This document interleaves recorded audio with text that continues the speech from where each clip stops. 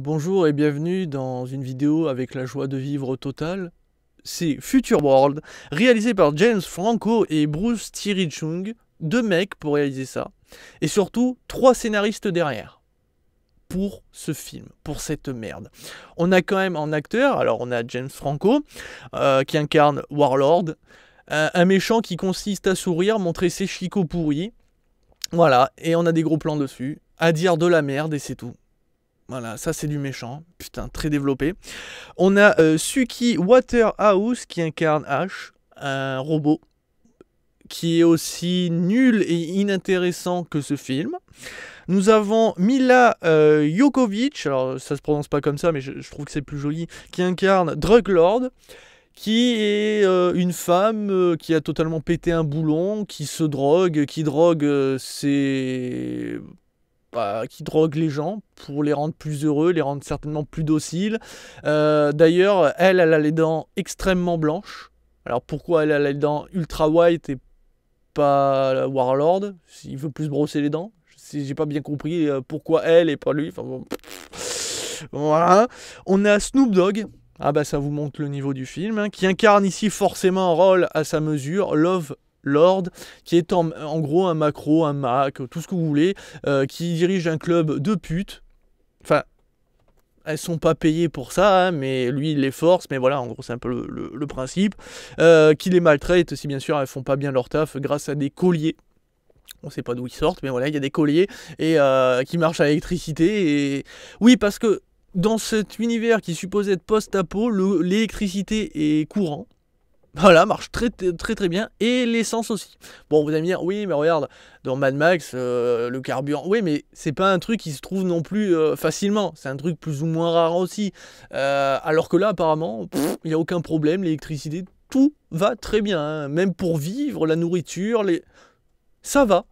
Post-apo mes couilles quand même. Enfin bon bref, donc Love Lord par Monsieur Snoop Dogg, d'ailleurs qui me fait penser que c'est lui qui avait créé, je sais plus si c'est lui, mais qui avait créé un clip sur une de ses chansons en version porno, où on les voit coucher, enfin on voit des gens couchés pendant qu'il y a sa musique derrière. Je crois que c'était Snoop Dogg. Enfin bon bref, et deux acteurs que vous verrez... et deux acteurs que vous verrez que quelques minutes, Carmen Arganziano et Lucy Liu. On a de super acteurs, plus ou moins, et on a un film de merde. Ma note, je vous la donne de suite, hein. 0 étoile sur 5, soit du moins 20 sur 5. Je ne comprends même pas comment j'ai pu lire sur des sites internet des notes comme du 3 étoiles sur 5, 5,5 sur 10, etc.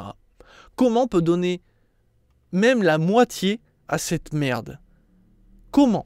Expliquez-moi. Non, parce que vraiment, la réalisation est à chier. Les seuls plans qui consistent, donc c'est des gros plans sur les chicots de Warlord, ou des plans totalement soporifiques, puisque c'est un monde post-apo, donc il n'y a pas grand-chose à montrer en plan panoramique, on est d'accord.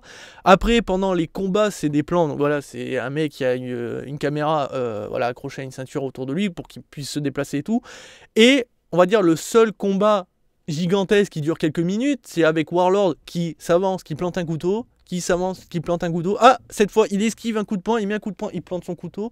Et derrière, on voit des gens se battre. Enfin, non, pardon, qui se battent pas vraiment, qui font semblant de se battre. Tellement c'est mal chorégraphié. La réalisation, les chorégraphies, tout est à chier. La musique est totalement oubliable, tellement c'est violent. Mais le plus gros point négatif, parce que ça sert à rien encore, c'est l'histoire.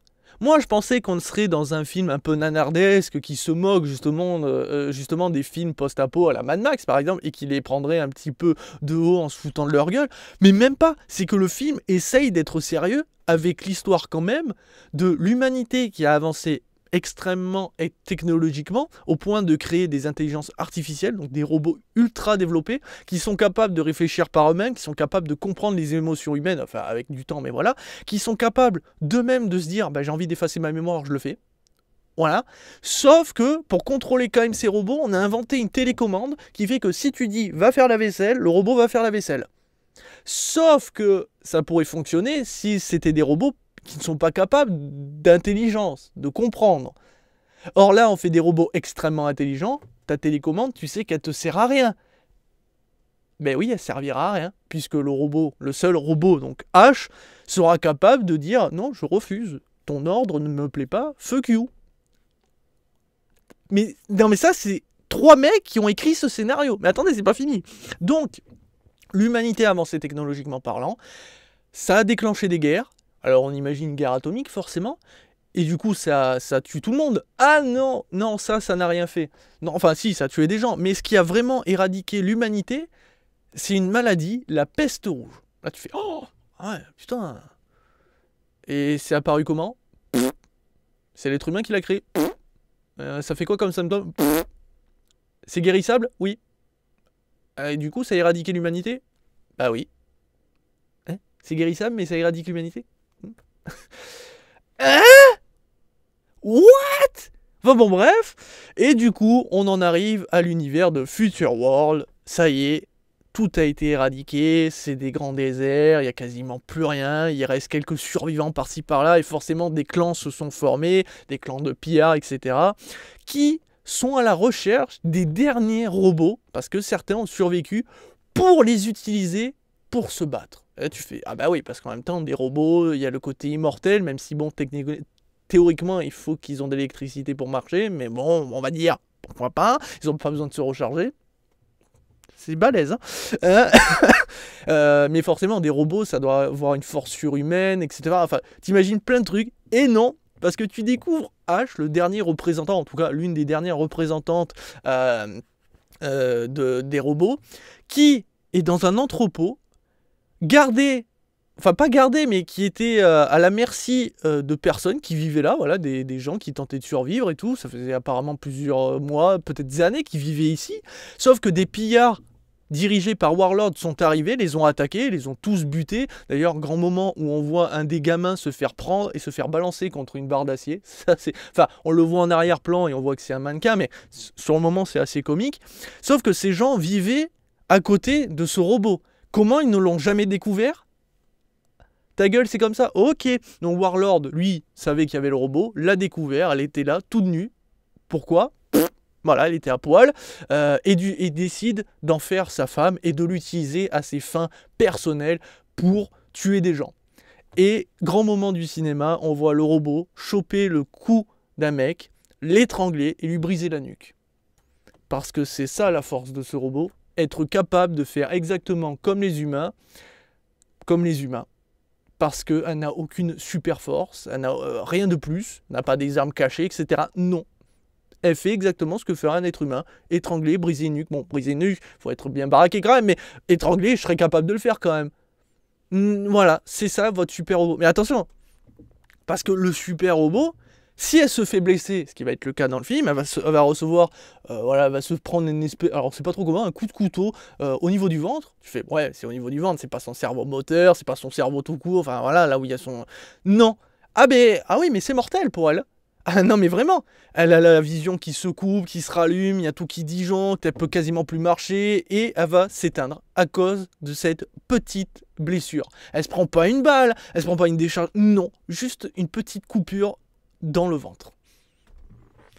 V'là les super robots. Et t'as vraiment envie d'avoir ça dans ton équipe? Le truc qui sert à rien. Alors oui, le fait est qu'elle ne va jamais vieillir, parce que forcément, Warlord, c'est un mec qui a le kiki tout dur et qui veut sauter. Forcément, le côté... Enfin, cette femme ne va jamais vieillir, c'est excitant pour lui.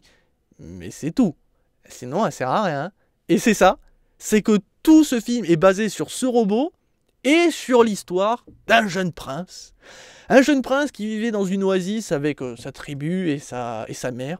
Mais malheureusement, sa mère est la seule de tous ceux qu'on va rencontrer atteints d'une maladie, la maladie de la peste rouge. Et du coup, il veut partir de l'oasis pour essayer de la sauver, de trouver des médicaments, les derniers médicaments en tout cas. Et du coup, il doit partir sur une plage très très loin. Alors, on va l'appeler Pebble Beach pour voilà, parce que je me rappelle même plus du nom pour vous dire. Alors pourtant, je l'ai vu hier soir, mais j'essaie d'oublier. Mais voilà. Il va partir, mais malheureusement, il va croiser la route de Waterlord, qui était avec Lovelord dans ce club de putes. Voilà. Il va se faire bien baiser, et du coup, il va avoir du mal à sauver sa maman. Mais heureusement, Ash, parce qu'elle ne veut pas tuer, elle en a marre de tuer, voilà, a décidé, non, j'arrête d'obéir, et du coup, je vais aider le jeune prince à réussir son objectif. Voilà. Du coup, grâce à son action héroïque où elle se fait blesser, elle va tomber en panne, mais le jeune prince ne va pas l'abandonner à son sort et va marcher pendant des heures et des heures dans le désert et par on ne sait quel miracle trouver la plage, voilà, alors qu'on lui a donné des indications pour essayer de la trouver et tout, mais il ne savait pas comment y aller, mais heureusement, grâce à cette action héroïque, a réussi à trouver la plage. Et là tu fais, c'est beau. C'est beau. Même Waterlord, qui ne sait pas où il est, parce qu'en s'enfuyant, il ne savait pas où il allait, a réussi quand même à le retrouver. Bon, si, ça c'est faux, puisqu'il lui a dit qu'à la base, il voulait trouver des médicaments à cet endroit. Donc Waterlord a retenu, il a utilisé son cerveau, il s'est dit... Mais voilà, ça c'est jamais montré, où il discute avec ses troufions en disant « Merde, où il peut être ce petit con ?» etc. Et les autres, ils font « Ah mais si, tu te rappelles, il avait dit qu'il allait là-bas et tout. » Non, jamais, à aucun moment. Il a juste trouvé par le plus grand des hasards, c'est montré comme ça. Et là, on en arrive au final, au grand spectacle de ce film. Peut-être pour moi le meilleur moment, donc avec Druglord. On va découvrir ce protagoniste. En fait, c'est la seule qui dispose en fait d'une salle où on peut créer des médicaments. La seule à avoir encore quelques médicaments extrêmement rares, forcément c'est l'Apocalypse, pour justement guérir la mère du jeune prince. Sauf que forcément, elle va pas lui filer comme ça, elle va d'abord le droguer, comme elle drogue donc tout le monde qui passe par là. Elle va lui raconter un petit peu sa vie tout en écoutant la vie du jeune prince. Grand moment aussi où elle explique qu'elle en a marre de voir ce paysage, la mer morte, donc on voit l'océan avec des mouettes, etc. C'est vrai que ça fait très mort, hein. Quand tu vois des animaux, très souvent ça fait mort, surtout qu'ils vivent, hein, donc voilà. Mais bon bref, la mer morte, et là elle fait ah putain, j'aimerais tellement voir un arbre, des fleurs. Et là tu fais... Grâce à un magnifique plan panoramique, hein, pour nous montrer cette plage, on voit des arbres. Je vous montre un screenshot, c'est pas des conneries, c'est ce qu'on voit avant de voir Druglord, etc. Voilà. On voit des arbres. Ok, c'est peut-être pas des châtaigniers, etc. Mais c'est des arbres. Alors, est-ce que c'est voulu dans le sens pour dire qu'elle est totalement disjonctée, qu'elle n'arrive plus à voir la réalité parce qu'elle est tellement droguée? Alors là, pourquoi pas? Ou alors c'est très mal écrit. Et je pencherai plus sur le très très mal écrit. Bref, donc Ash s'est fait aussi capturer par Druglord et se fait réparer par une jeune demoiselle. Et là, c'est quand même magnifique l'amour, puisque Ash et cette jeune mécanicienne vont tomber amoureuses, vont coucher ensemble, bien sûr sans l'autorisation de Druglord, mais voilà, vont coucher ensemble, dans un grand moment magique de scène lesbien. Alors on va pas voir hein, du bouffage de minou, etc. Bien sûr que non. Mais voilà, où on va aller voir se rouler des galoches, parce que Ash est utilisé principalement pour rouler des galoches à tout le monde. Voilà. À quoi sert ce robot? À niquer. C'est tout. Mais voilà, donc elle va rouler des pelles, elles vont coucher ensemble. L'autre, H va dire j'ai jamais ressenti ça, etc. C'est normal, t'es un robot, connasse. Et l'autre, il dit ouais, mais je m'excuse d'avoir profité de toi. Et l'autre, elle fait non, j'en avais envie. Ah, t'avais envie de bouffer de la chatte, de jouer du ciseau, etc. D'accord. T'es un robot de merde, hein, vraiment. Voilà. Et ça va forcément enclencher une scène dramatique où Warlord va découvrir ce lieu, va foncer dans ce lieu, tuer tout le monde, se battre contre Druglord dans un combat mémorable et finalement récupérer Ash et forcer Ash à tuer le jeune prince. Enfin, tuer la copine de Ash. Voilà, putain, j'y arrive. Sauf que forcément, on savait très bien qu'elle n'obéissait plus, que de toute façon, cette télécommande ne sert pas à grand-chose. Et du coup, Twist, elle va désobéir, tuer tout le monde, sauver tout le monde, libérer même les femmes de ce club de Lovelord, les sauver, et terminer sur un magnifique coucher de soleil sur la moto avec sa copine, elle à l'arrière de la moto avec sa copine qui conduit. C'est magnifique. C'est beau. Voilà. Un scénario écrit certainement par un mioche, mais non, c'est écrit par 3 mecs, 3 adultes, qui ont dû réfléchir ensemble, se dire, tiens, ça serait une bonne idée qu'il y a ci, une bonne idée qu'il y a ça, voilà. Comment on peut en arriver là? Voilà.